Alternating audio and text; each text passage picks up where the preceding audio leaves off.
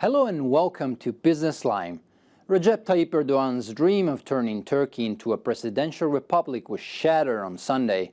His Justice and Development Party failed to win an outright majority in the parliamentary elections.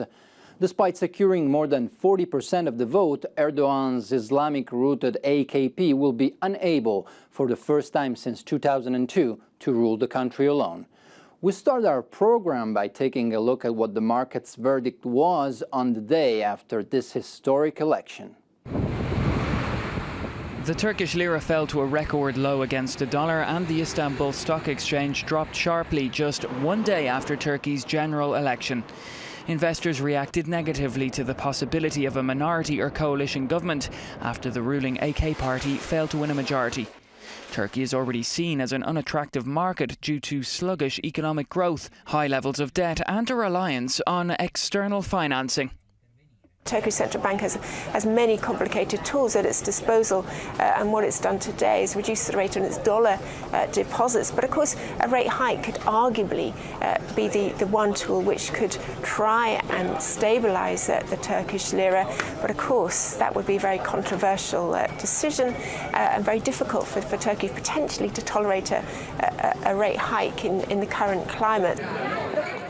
The Turkish lira is down more than 15% this year, which is a major issue for companies with dollar-denominated debt. There may be a push to deal with the high levels of inflation in the country by increasing interest rates. However, this could cause friction with President Erdogan, who's likened high interest rates with treason. Judging by the market's performance on Monday, we may be inclined to conclude that investors rooted for Erdogan. The only stocks which bucked the trend were the ones belonging to companies considered hostile to the president, like the bank set up by followers of his arch-enemy Fethullah Gulen. But it's more complicated than that. Prime Minister Ahmet Davutoglu has now 45 days to form a majority. As economist Arda Tunca told Euronews, what investors really dread is Turkey entering a phase of political instability. Koalisyona piyasalar ya da ekonominin gidişatı The financial markets do not see the possibility of a coalition in a positive way. We didn't have successful coalitions in the past, as Europeans had. Therefore, even the word coalition causes fear in the economy. There's a perception that stability in Turkey is only possible with single-party rule. Bir algı var Türkiye'de. It's not just the parliament's confidence that the new government will have to obtain, but also the confidence of financial markets. Why? Because the moment couldn't be more delicate for the Turkish economy.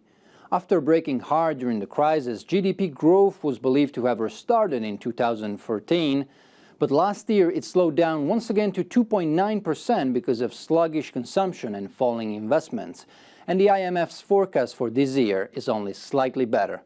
This trend was accompanied by a rise in unemployment, which in 2014 hit the 10% threshold.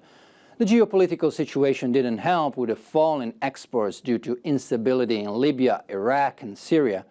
But Turkey's main problem is the high vulnerability to external shocks, since it is highly reliant on foreign funding. The country has a substantial current account deficit. Last year, it was 5.7% of GDP. That's fine as long as foreign investors are prepared to buy Turkish assets.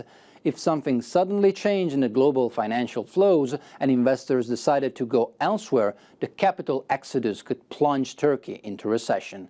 A glimpse of that can already be seen now, as the U.S. Federal Reserve started preparing to raise interest rates, thus making dollar assets more attractive.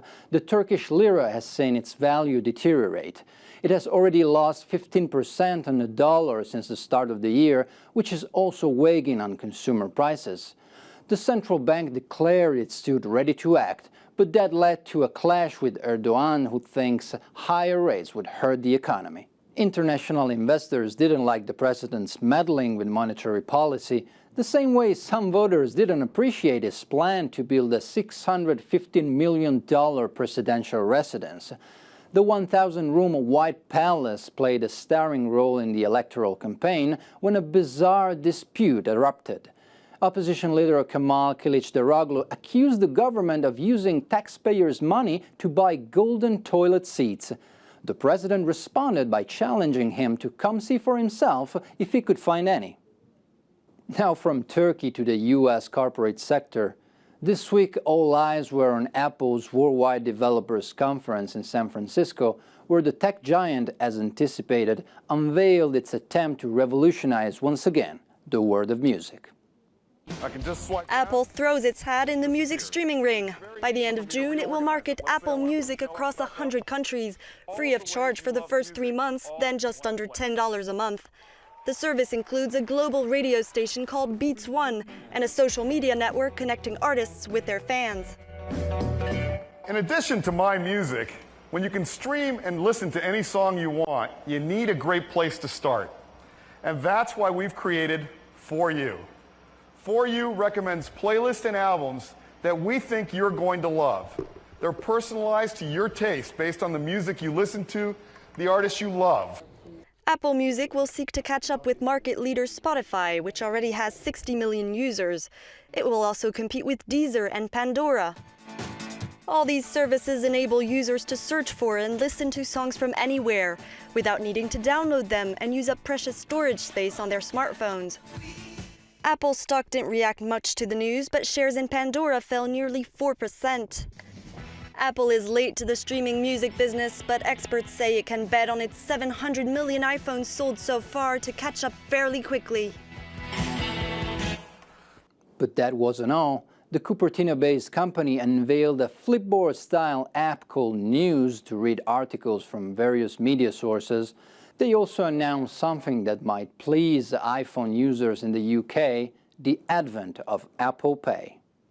With the great momentum of Apple Pay in the US, we are now accepting... Apple is looking to boost the chances of its Apple Pay electronic payments system, available in the US on the latest iPhones, by introducing it to the UK in July and linking it to selected store loyalty cards. The UK is the first European country to get Apple Pay. With the market for electronic wallet purchases expected to more than double by the end of the decade, Apple is bidding to overcome technological glitches and will make the service initially available in 250,000 UK locations, including on public transport. A recent survey indicated half of Apple Pay users reported problems using the facility. That's it for now. Thank you for watching and see you soon.